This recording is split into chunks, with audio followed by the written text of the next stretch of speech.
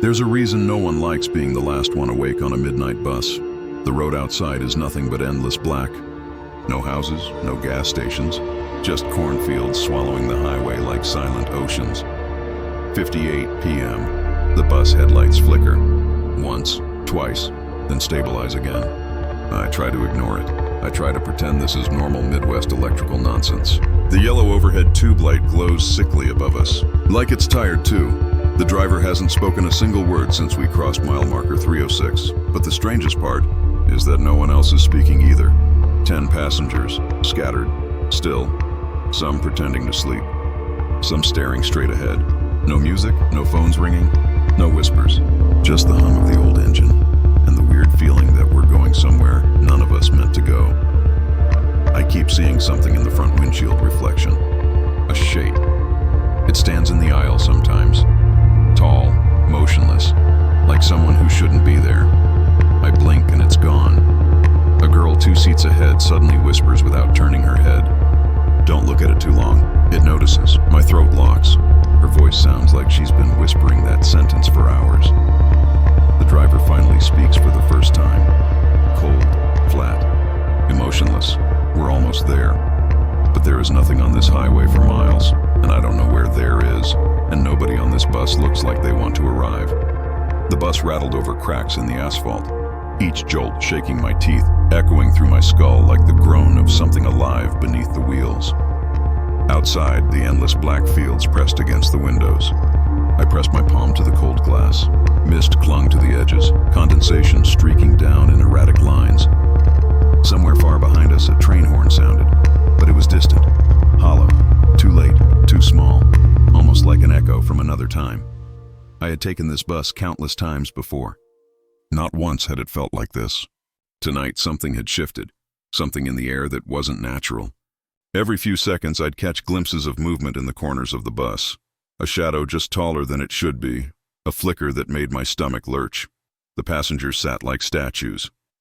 One man in a flannel shirt stared forward so rigidly it looked painful. A woman across the aisle clutched a book she wasn't reading. And the girl from the hook, she leaned forward, whispering softly to herself, teeth clenched, like she was repeating a prayer she didn't want anyone to hear. I tried speaking. Hey, is it just me? Or does it feel weird in here? My voice cracked, loud in the silence. A man 2 rows ahead shook his head without turning. You'll get used to it, he said flat. Too flat, get used to it. I swallowed hard. What do you mean? Where are we even going? His gaze didn't leave the dark window. You'll see. The driver hadn't glanced at us once. His hands gripped the wheel like iron, knuckles white in the dim yellow glow. And the smell, something sharp, coppery, like wet rust mixed with old fabric, lingered in the air. I realized I'd been holding my breath. A sudden bump jolted the bus violently. My head hit the seat in front. When I looked up, the aisle seemed longer, stretching further than it should. The rear exit light flickered. I blinked. The tall shape from earlier was standing at the very back of the bus. Only now it felt wrong in every way. Its head was too still, its limbs too rigid, and the light from the overhead tube caught it for just a moment, its shadow crawling up the ceiling like ink spilling in water. I wanted to tell myself I was imagining it. Maybe it was a trick of the dim light, or exhaustion, or stress. But then the girl whispered again, almost under her breath. It's waiting for someone to notice. I tried to focus on my phone, on anything normal. No signal, no reception. The screen dimmed as if the battery drained instantly. Panic bubbled in my chest, and that's when I noticed the sound, a subtle whispering, not from anyone in the bus, but from somewhere deeper, beneath the hum of the engine. It started soft, almost melodic, words indistinct but unmistakably human. I pressed my ears closer to my knees. The passengers shifted, tiny movements that synchronized with the whispers, like they were responding, listening, obeying. I looked around. Everyone avoided my gaze, their heads slightly tilted, eyes blank. I tried again. Hey, what is happening? No one answered.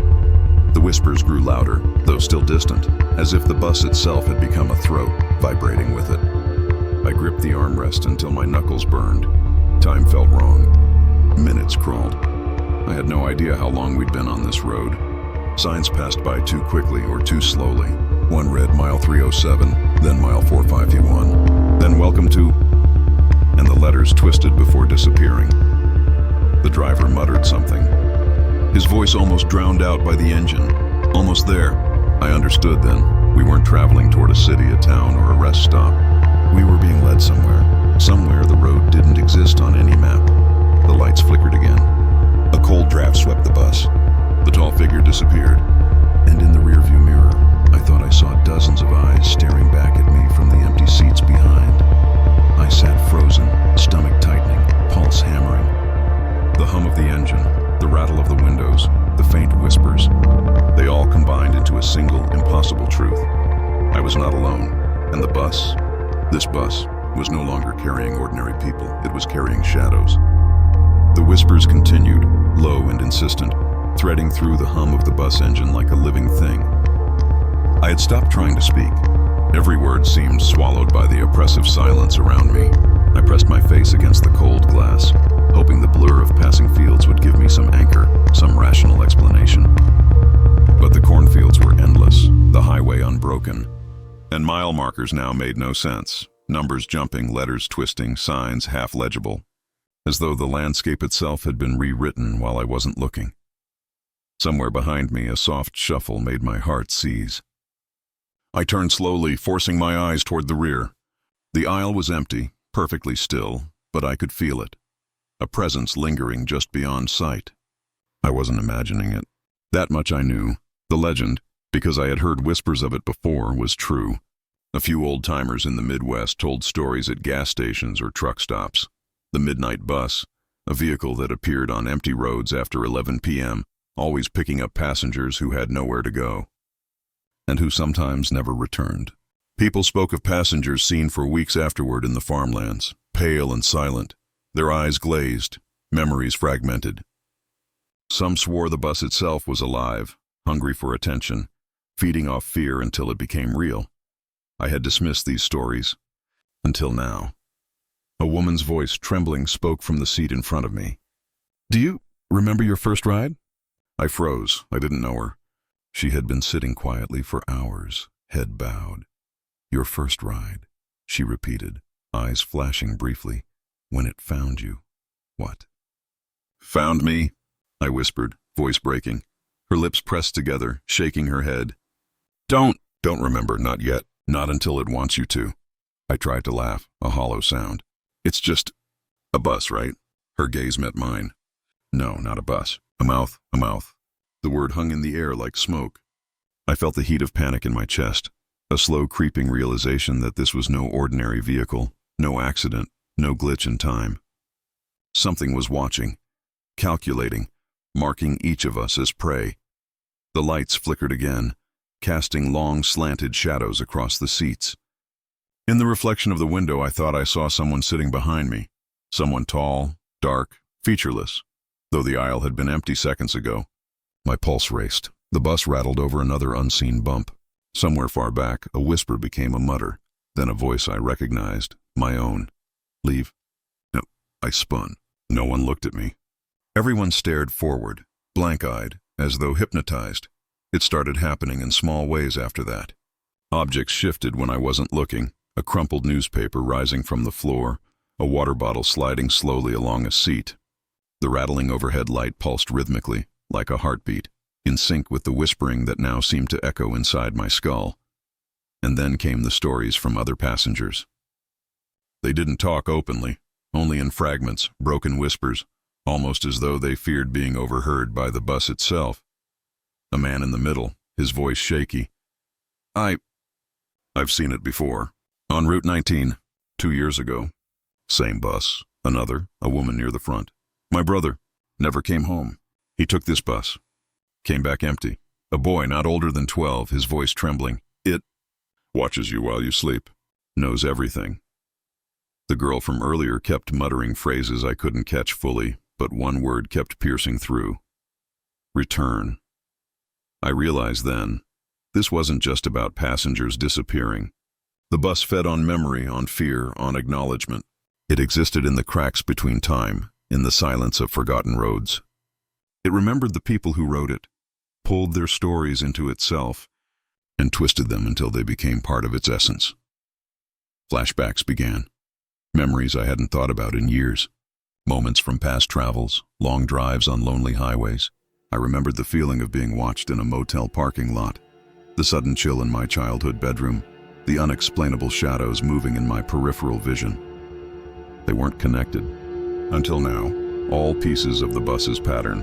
A voice near the rear said, barely audible, "It likes the living, but it prefers the unaware." The engine groaned. The bus jolted. I looked at the driver for the first time since we'd left the last marker. His face, illuminated by the dim yellow light, was impossibly calm. His eyes, blacker than the highway night, seemed empty, but I could feel something moving behind them, like a predator watching its reflection in a pond. I thought, maybe I should stand, move, get to the front, speak to him. But as I rose, the aisle lengthened again.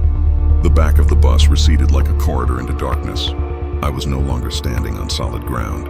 The familiar geometry of the bus had dissolved. The whispers grew louder. Words overlapped. Some voices were familiar, friends, family, strangers I'd met years ago, all murmuring the same thing. Don't look. Don't see. Don't leave. The girl leaned close, almost onto my shoulder. Her voice urgent. It wants the story. If you tell it, it lives longer. I shivered. I wanted to protest, to scream, to force myself back to logic. But I knew in my gut, the truth. This bus wasn't a vehicle. It was a ritual, a living memory. A predator woven from roads, fear, and the forgotten lives of travelers who didn't notice the signs. The cornfields outside now looked like waves in a black ocean, distorted, rippling unnaturally with each passing second. Shadows of unseen figures darted between stalks and distant lights. Farmhouses, gas stations, towns, twisted and shimmered. Impossible, unplaceable. I sank back into my seat. The whispers slowed, as if sated for now, leaving a ringing emptiness behind. The bus jolted again. This time I realized it wasn't hitting a bump. It was bending the road beneath us, carving a path into a place that didn't exist on any map. Another passenger spoke, voice hoarse. It's older than the highways, older than the land. It's been waiting for you, for me, for all of us. I looked around. Everyone avoided my gaze. Everyone's face was pale, tense, eyes wide but blank. Even the child, the boy, stared straight ahead, unblinking. And then, in the reflection of the grimy window, I saw something that made my stomach turn. A shape moved with me in the seat across the aisle, but it wasn't there when I looked directly. Its head tilted unnaturally, its limbs too long, and its eyes were everywhere, all over the shape, unblinking, watching, recording. I tried to breathe slowly, to calm myself, but I knew. The conflict had begun. The bus wasn't going to let me leave. Not tonight, not ever. Every mile marker, every creak of metal, every whispered word reinforced the inevitable. We were caught in a loop, a memory trap, a haunted corridor stretching across the Midwest. The bus had a story, and we were now unwilling participants. By the time I realized how fully it had claimed the minds of the other passengers, the driver spoke again softly, almost a murmur, yet somehow carrying through the oppressive hum. Somewhere ahead, the truth waits, and once you see it, there's no return. I gripped the armrest until my hands went numb. I could feel the shape behind me again, closer this time. My heartbeat thundered. The whispers became murmurs. The murmurs became cries. And the bus, this terrible, creaking, impossible bus, accelerated into a darkness that wasn't night, into a corridor of fear built from every story it had ever consumed. The back exit light flickered violently. The aisle stretched endlessly. The driver's eyes reflected 1,000 forgotten faces. And above us, the tube lights pulsed, yellow like jaundiced eyes, as if the bus itself had come alive. I realized then, with a chill that penetrated my very bones, that the horror wasn't behind me, wasn't in the shadows. It was inside the bus, inside each of us, inside me, and the bus was just getting started. The bus jolted violently. The tube light overhead shattered with a piercing crack, fragments of yellow glass raining down. I instinctively ducked, scraping my arm on the metal seat frame. The engine's hum twisted into a low, guttural growl that vibrated through the floor, rattling my teeth, rattling the very air around us. The shadows had grown, not just in the corners, not just behind the seats, but everywhere. The aisles stretched and warped. Every passenger seemed taller, thinner, stretched by the darkness, faces contorted into impossible expressions. Their eyes were unblinking, fixed somewhere beyond reality. I tried to stand, to run to the front. The aisle extended endlessly, the front door vanishing into the shadows. The driver's face appeared in the rearview mirror, but it wasn't his face. It was hundreds of faces stitched together, all screaming silently, mouths moving in words I couldn't understand. A voice screamed in my head. Not my own, not the girl's, not anyone's I recognized. "Why are you looking? Why are you looking?" I fell back into my seat, trembling. The whispers had grown louder, overlapping. I could hear my own thoughts echoing, turning against me. Memories I had buried, every regret, every fear, every secret shame, was suddenly audible, recited in the voices of the passengers around me. The girl leaned toward me, eyes wide, lips trembling. It sees everything. It doesn't just remember, it judges. A sudden crash from the rear made me jump. The back door flung open into the black night. The wind whipped through the bus, freezing, carrying voices, dozens, hundreds, screaming my name. I tried to look away, but something in the darkness drew my eyes like a magnet. The tall figure from the aisle appeared at the rear, impossibly long-limbed, featureless but somehow recognizably human. It moved slowly, each step silent, deliberate, every inch closer, making the air vibrate with tension. Behind it, the passengers rose in unison, all of them now twisted, warped, faceless echoes of humanity. I tried to scream. Nothing came out. My own voice had been swallowed. The engine groaned and then stilled. The bus tilted, sideways, upwards, downwards. I couldn't tell if we were moving or stationary. The windows no longer reflected reality, only infinite corridors of darkness, endless repetition of our faces, our fears. Why? "Why are you doing this?" I gasped, finally finding words. The driver turned fully toward me, his stitched-together face looming. His voice was a whisper and a roar at once. "Because you looked. Because you noticed. Because you remembered." I tried to reach the door. My hands passed through it like mist. Panic surged. The bus walls were breathing, expanding and contracting, yellow tube light flickering like a heartbeat. The cornfields outside had transformed into endless mouths opening, black and glistening, whispering promises of oblivion. The girl grabbed my arm. "You have to fight. You have to forget." I shook my head. "How do you forget the impossible? How do you unsee a nightmare made real?" The tall figure reached out. Its fingers elongated, brushing past me, grazing my cheek. I screamed in my mind, screamed in silence, felt the icy pressure of the void pressing against my skull. The whispers became shrill, angry, accusatory. "Your fear, your stories, they feed it. They make it stronger." Time splintered. One moment the bus was tilting, rattling, glass everywhere. The next we were still, silent. The rear door opened onto nothing but a void, and the aisles were filled with faces I knew and didn't know, all screaming, crying, begging. I could see my own reflection in the broken overhead mirror. My face, stretched, twisted, my mouth opening wide but silent, eyes bulging. The whispering voices all became mine. I was everyone, and everyone was me. The driver stepped closer. "You cannot leave. Not now, not ever. This is the only road that matters." I tried to run, but my legs were heavy. My seatbelt had tied itself around me. The passengers leaned closer, their faces melting into mine, whispering confessions I hadn't told anyone. Every secret, every fear, every regret, I was drowning in them. I looked at the girl. She was sobbing, a tear tracing a trail down her cheek. I can't do it. It's too strong." Then the tall figure bent down toward me, its presence crushing, impossible. Its voice, if it could be called that, was everywhere and nowhere. "You will remember. You will fear. You will stay." I tried to close my eyes, tried to block it out, but the whispers followed, inside my skull, crawling under my skin. I could feel it in my blood, in my breath. The bus roared, the engine alive again, bending the highway, stretching the night into a tunnel of shadows. The cornfields outside became twisted faces, mouths opening impossibly wide, screaming silently. I understood then. Escape wasn't possible. Understanding wasn't possible. Resistance wasn't possible. All I could do was endure.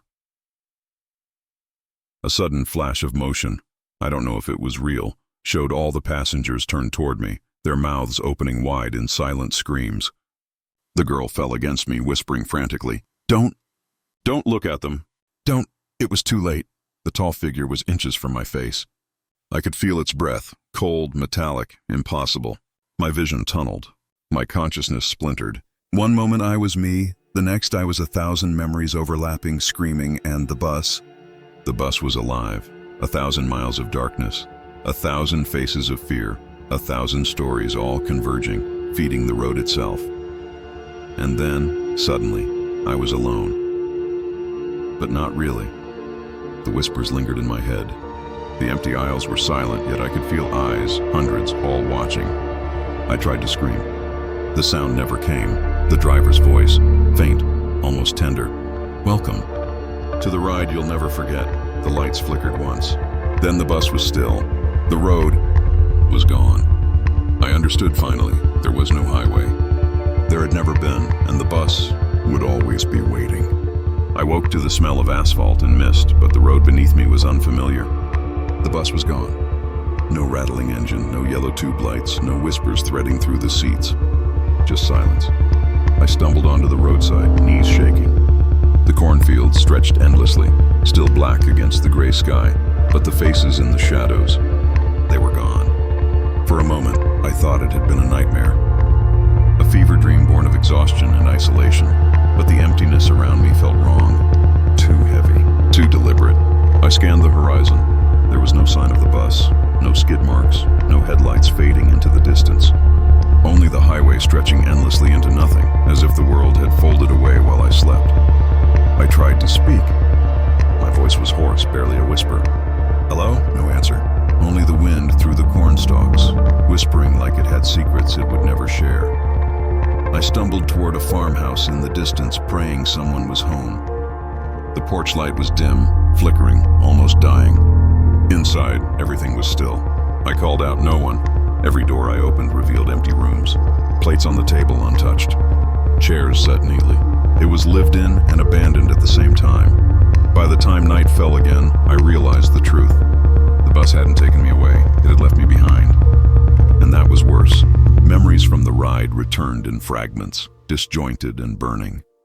The tall figure at the back, the whispers, the passengers' faces stretched and silent. My hands shook as I recalled every word, every secret the bus had forced into me. And yet, something was missing, something vital. I checked my phone. No signal, no notifications. Not a single trace of reality connecting me back to the world I had known. Days passed. Or maybe it was weeks. I lost track. The cornfields never ended. The houses I found were all empty, or the people inside didn't notice me. I tried to tell someone, anyone, what had happened. Tried to explain the bus, the whispers, the faces. Nobody believed me. Some laughed. Some shook their heads. Some said I had been hallucinating, but I knew. I could feel it in the pit of my stomach, the tightness in my chest, the ringing in my ears that never faded. The bus existed, and it remembered me. At night I hear the engine hum faintly beneath the road, hear the tube light flicker in rooms I enter, hear whispers just out of reach. They speak my name. They ask questions I don't want to answer.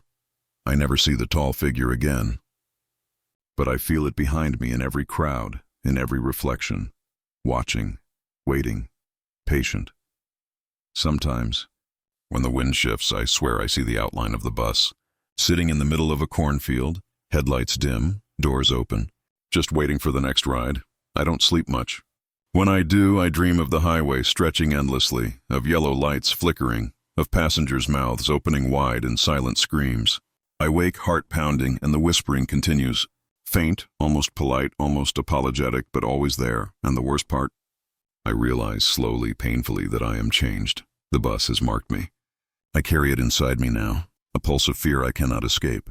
Every memory, every glance in a reflective surface, every stretch of empty highway carries its presence. And the story I survived, no one believes, but it is real. I know it will find me again, and when it does, I will be ready to ride. Until then, I wander the Midwest roads alone. Cornfields whisper my name. Shadows fold into themselves. And I know with sickening certainty, the bus is always behind me, just beyond perception, waiting for the next moment I blink. The night stretches forever. The highway stretches forever. And somewhere in the dark, the engine hums. Always.